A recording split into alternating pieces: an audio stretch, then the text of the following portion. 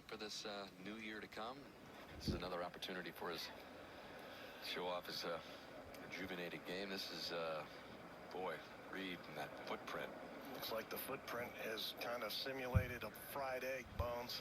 Yeah, I'm going to go D- here on the lie. He's going to have to hit a good shot just to get this next one on grass. I mean, if you hit it on the green, it would be something of a miracle. But I think at this point, you're thinking, how can I make 5 with the least amount of stress? And, you know, we talked about the shots played from the waist area right on 16 yesterday in terms of, you know, the options you have, hitting down on it, picking it, thinning it, whatever. But a lot can go wrong here, especially in terms of hitting it heavy. If he gets this ball halfway up that slope or something, will it roll all the way back to the sand again?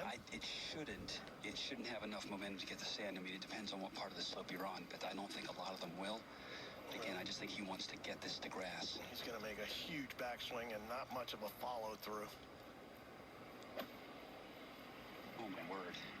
What a shot. I mean, if this releases down to the edge here, well, I tell you what.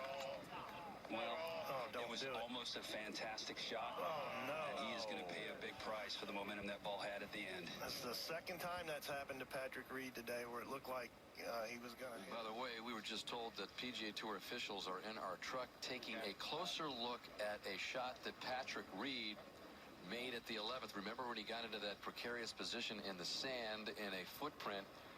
This was his practice swing, and you can see when he took the club back, he definitely took some sand back behind it. Now you can ground the club there. He not only did it once, he did it twice. You cannot, though, improve your lie. And just looking at that, Zinger, that appears to have improved the lie.